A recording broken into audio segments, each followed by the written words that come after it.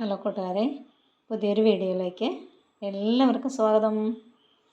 ഞാനിവിടെ അരിഞ്ഞു വെച്ചിരിക്കുന്നത് 2 സവോളയും ഒരു വലിയ തക്കാളിയും, ഒരു കഷ്ണം ഇഞ്ചി, ഒരു അല്ലി വെളുത്തുള്ളി, അത് രണ്ടും കൂടി ചതച്ച് വെച്ചിരിക്കുന്നത്. പിന്നെ കറുവാട ഇലയുണ്ട്, ഒരു പകുതി കറുവാട ഇല, ആവശ്യത്തിന് കറിവേപ്പില.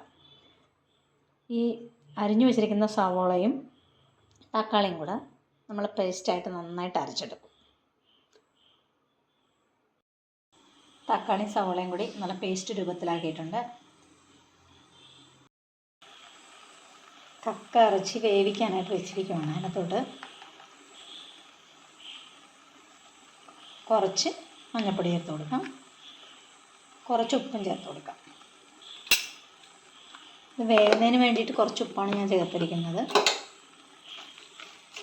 നമുക്ക് വെന്ത് കഴിഞ്ഞ് മസാലയൊക്കെ ചേർത്ത് പാകപ്പെടുത്തുന്ന സമയത്ത് ബാക്കി ഉപ്പും കൂടെ വേണമെന്നുണ്ടെങ്കിൽ ആഡ് ചെയ്ത് കൊടുക്കാം. ഓക്കെ, ഇത് ഞാൻ കിള്ളിയൊന്നുമല്ല കേട്ടോ എടുത്തിരിക്കുന്നത്. എനിക്കാണെങ്കിൽ ഇങ്ങനെ മുഷിഞ്ഞിട്ടുള്ള പണിയൊന്നും ഇഷ്ടമല്ല. എളുപ്പത്തിലുള്ള പണികൾ ഞാൻ ചെയ്യത്തുള്ളൂ. കാരണം നമുക്ക് സമയവും കുറവാണല്ലോ. അപ്പോൾ നന്നായിട്ട് തിരുമി, ഒരുപാട് വെള്ളത്തിൽ ഒത്തിരി തവണ, എത്ര തവണയെന്ന് തന്നെ അറിയത്തില്ല, അത്രയും പ്രാവശ്യം നന്നായിട്ട് തിരുമി കഴുകി എടുത്ത് ആണ് വെച്ചിരിക്കുക. മഞ്ഞൾപ്പൊടി നമ്മൾ ഉപ്പ് ആഡ് ചെയ്തിട്ടുണ്ട്. ഇനി ഇത് വെന്ത് കഴിയുമ്പോഴത്തേക്ക് എങ്ങനെയാണ് തയ്യാറാക്കുന്നതെന്ന് നോക്കാം. നമുക്ക് വെന്തോന്ന് നോക്കാം. ഓക്കെ, നന്നായിട്ട് ഒരല്പം കുഴപ്പമില്ല, ഒന്ന് മൂടി വെച്ചാൽ മതി. വെള്ളമെല്ലാം പറ്റി റെഡി ആയിട്ടുണ്ട്.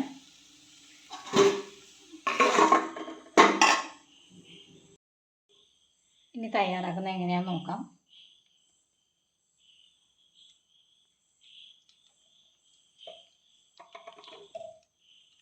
എണ്ണ ഒഴിച്ച് കൊടുത്തിട്ടുണ്ട്.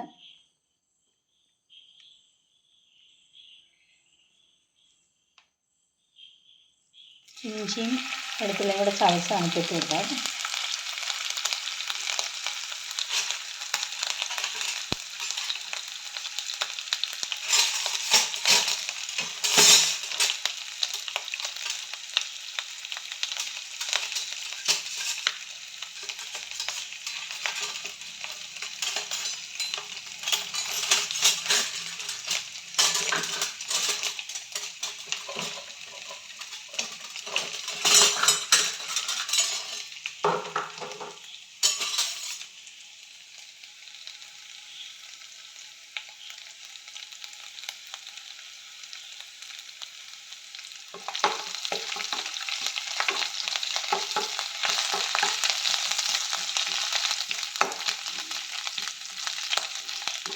നന്നായിട്ട് മൂത്തിട്ടുണ്ട്.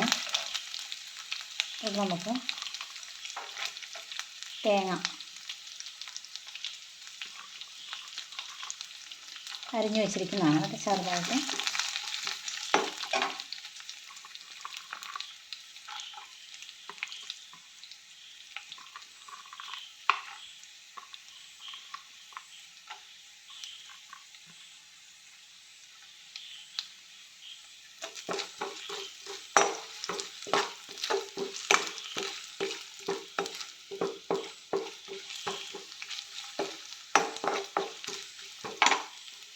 കുറച്ചാണ് വെച്ചിരിക്കുന്നുണ്ടായിരുന്നു. ഉപ്പും കൂടി കൂട്ടി വെച്ച് കൊടുക്കാം.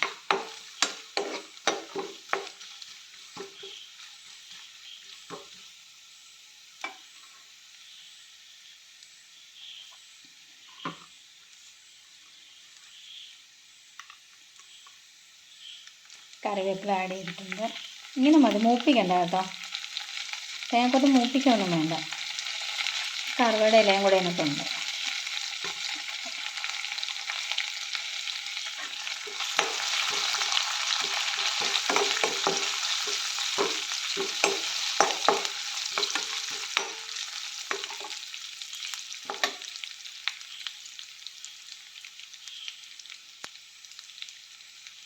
ഇതിലേക്ക് പൊടിച്ച് വെച്ചിരിക്കുന്ന മസാല ഒരു 1/2 ടീസ്പൂണേ ഉള്ളൂ കേട്ടോ.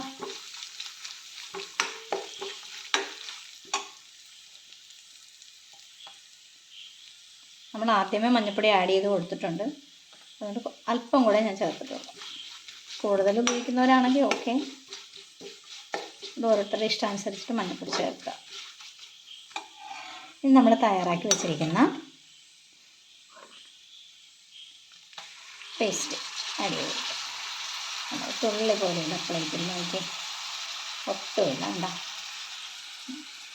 എൻ്റെ കൈ ഇങ്ങനെ പിടിച്ചിരിക്കുന്ന കളറേ ഉള്ളൂ. ഒരു തരി പോലും അതിനെ പറ്റിയിരിപ്പില്ല. കഴുകിയൊന്നും എടുക്കണ്ട.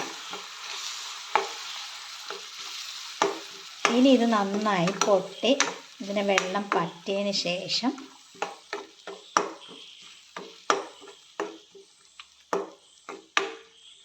നന്നായിട്ട് പൊട്ടട്ടെ, വെള്ളം പറ്റി തീർക്കട്ടെ. ഫ്ലെയിം ഇത് കൂട്ടി വെച്ച് കൊടുക്കണം.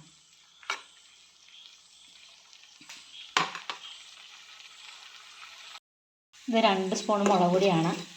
ഇതിൻ്റെ പച്ചമണം മാറ്റി നന്നായിട്ട് വറുത്ത് വെച്ചിരിക്കുവാണ് കേട്ടോ. ഒരുപാട് എണ്ണ ചേർക്കാതെയാണ് ഈ കക്കയിറച്ചി പെരളം വയ്ക്കുന്നത് കേട്ടോ. ഞാൻ ആഡ് ചെയ്തു.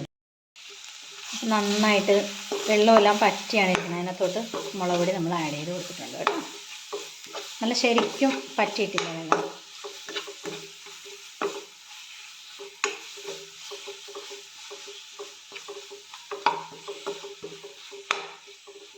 ഇനി ഇതിലേക്ക് വേവിച്ച് വെച്ചിരിക്കുന്ന കക്കയിറച്ചി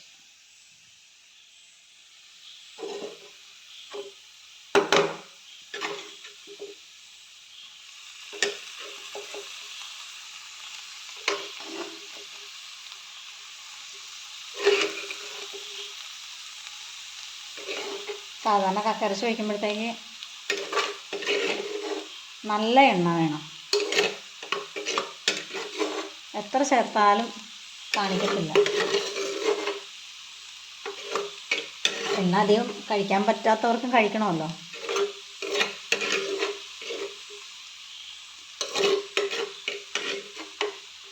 അപ്പം ഇങ്ങനെ ചെയ്യാമെന്ന് വിചാരിച്ചു. ഇതിക്ക് മുന്നേയൊക്കെ ഞാൻ ചെയ്തിട്ടുണ്ട് വീഡിയോ. അത് കണ്ടിട്ടില്ല എന്നുണ്ടെങ്കിൽ ഒന്ന് കണ്ടു നോക്കണേ. കാണാത്തവരോടാണ് ഞാൻ പറയുന്നത് കേട്ടോ. നല്ല അടിപൊളിയാണെന്നൊക്കെ പറഞ്ഞ് ഓരോരുത്തർ കമൻറ്റ് ഇട്ടായിരുന്നു. അങ്ങനെ ചെയ്ത് നോക്കി എന്നൊക്കെ പറഞ്ഞുകൊണ്ട്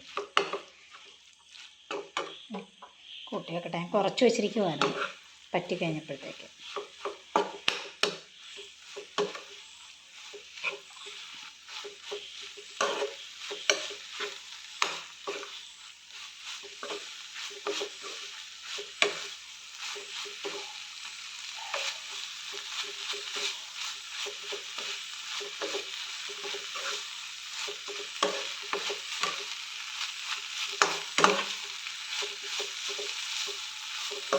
ഡ്രൈ ആയിട്ട് ഇവിടെ വെച്ചാലേ പറ്റത്തില്ല, അമ്മക്കും കൂടെ കഴിക്കണ്ടേ. അപ്പോൾ അത് കാരണമാണ് ഇങ്ങനെ വെക്കാമെന്ന് വിചാരിച്ചത്. എനിക്ക് ചവയ്ക്കാൻ പറ്റത്തില്ല, പല്ല് ഒക്കെ എടുത്തിരിക്കുന്ന കാരണമേ സോഫ്റ്റായിട്ട് ഉണ്ടാക്കാൻ പറ്റത്തുള്ളൂ. ചവയ്ക്കാൻ പാടാണ് ഇവിടെ. അപ്പോൾ തേങ്ങക്കൊത്തൊക്കെ ഇതിൽ നിന്നെടുത്ത് മാറ്റി വയ്ക്കും. നമ്മളിടയ്ക്കൊക്കെ ഒരു തേങ്ങക്കൊത്തൊക്കെ ഇങ്ങനെ കടിക്കുമ്പോൾ നല്ല ടേസ്റ്റല്ലേ. അല്ല പതുക്കെ പൊട്ടാൻ തുടങ്ങിയത്.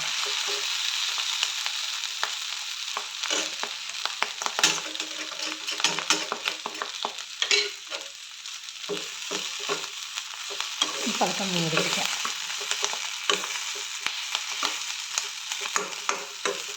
റെഡിയാവണ വരെ കുറച്ച് വയ്ക്കാം.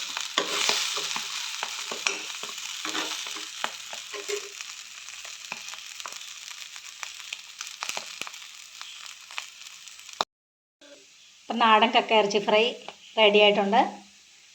നോക്കിയത് എണ്ണയൊന്നും അങ്ങനെയില്ല, കണ്ടോ. വളരെ കുറച്ച് എണ്ണയോ ഒഴിച്ചിട്ടുള്ളൂ. അപ്പോൾ എല്ലാവരും തയ്യാറാക്കി നോക്കുക. Okay, thank you guys.